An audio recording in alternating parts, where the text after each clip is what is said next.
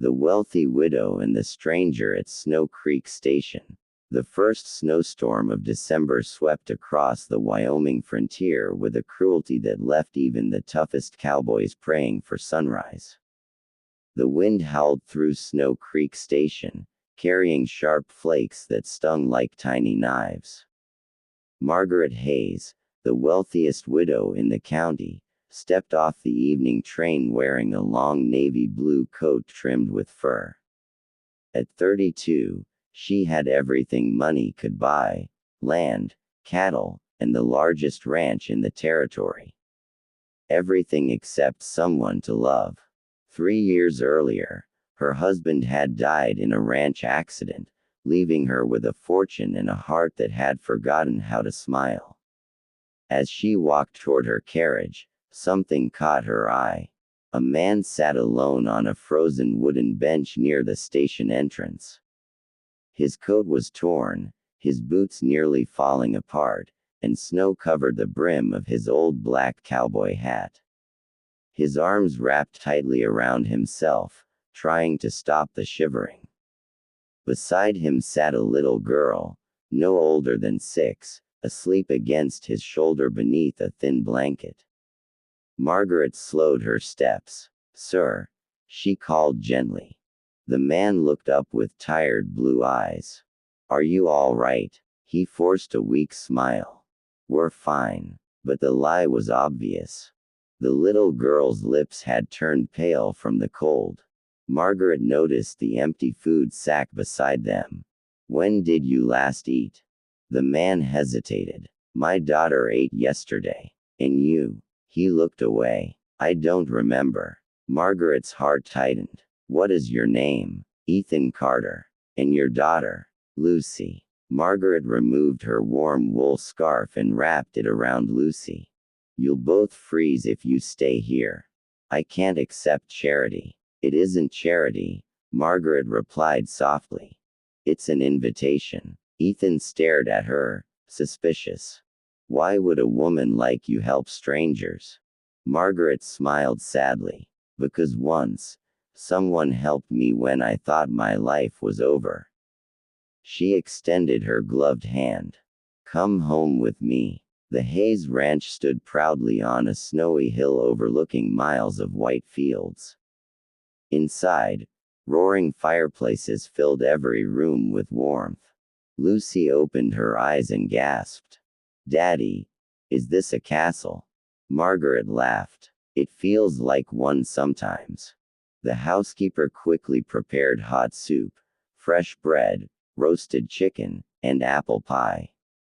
Lucy ate until she couldn't take another bite. Ethan, however, barely touched his food. Margaret noticed. "You still don't trust me." "I've learned not to trust luck." "What happened?" He sighed. "I lost my ranch." Margaret listened quietly. "My wife died giving birth to Lucy." He swallowed hard. 2 years of drought destroyed my crops. The bank took everything. I searched for work in 3 territories. No one wanted a cowboy with a child. So we kept moving." Margaret looked toward Lucy sleeping beside the fireplace. "You never abandoned her." "Never. I promised my wife I'd protect her." Those words echoed inside Margaret's lonely heart. The next morning Ethan woke before sunrise. He walked outside and quietly began repairing broken fences without being asked. By noon he had fixed the barn doors. By evening he had chopped enough firewood for an entire week.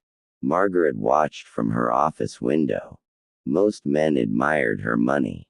This man respected honest work. Over the next month Ethan became the hardest working ranch hand she'd ever seen. The workers respected him. Lucy filled the silent mansion with laughter. For the first time since her husband's death, Margaret looked forward to coming home. One snowy afternoon Lucy handed Margaret a small drawing.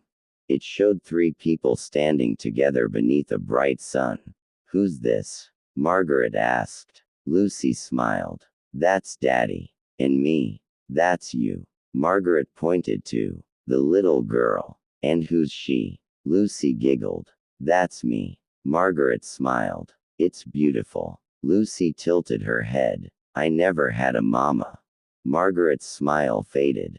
But, if you wanted, she whispered shyly, you could be mine. Margaret hugged the little girl tightly as tears filled her eyes. Not everyone welcomed Ethan. One evening, wealthy rancher Victor Langston arrived for dinner. Victor had wanted to marry Margaret ever since her husband died. When he saw Ethan sitting at her table, his face darkened. Who is he? My ranch manager.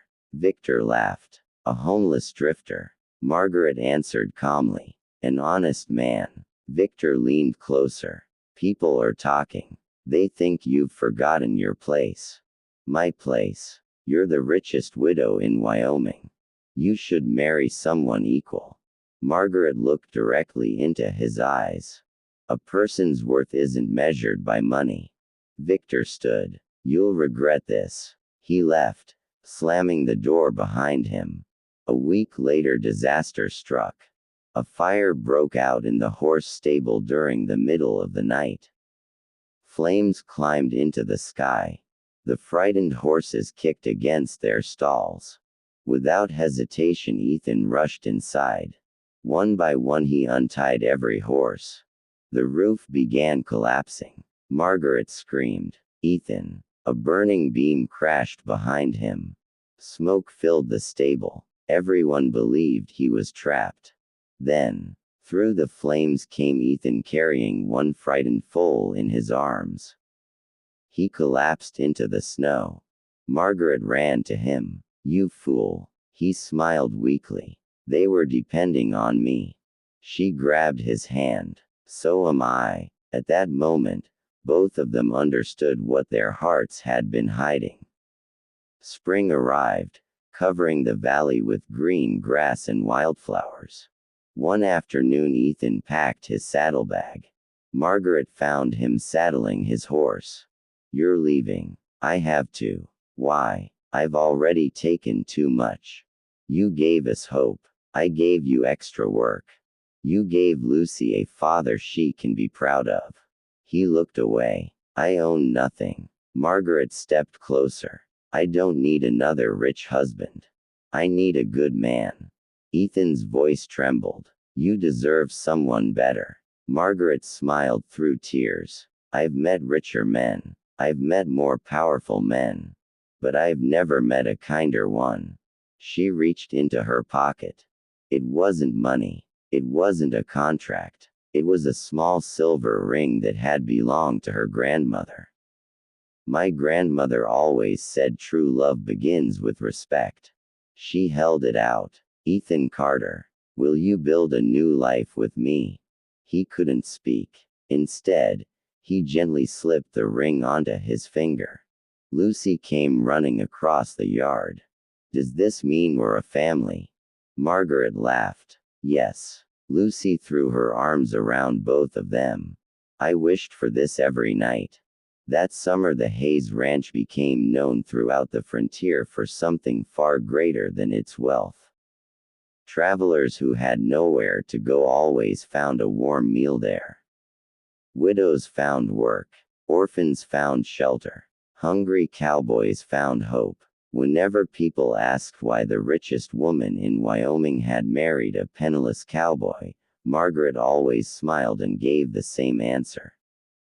I didn't rescue Ethan. He rescued the part of my heart that had frozen long before the winter ever came. And every evening, as the sun disappeared behind the western mountains, Ethan, Margaret, and little Lucy sat together on the ranch porch, watching the golden light stretch across the endless frontier. They had learned that true love is never found in riches, fine clothes, or grand houses. It is found in the simple courage to open your heart to someone who has almost given up on believing that love still exists. Sometimes, the greatest frontier a person will ever cross is the distance between loneliness and love, and together, they crossed it hand in hand. Please friends spot my channel, subscribe for more.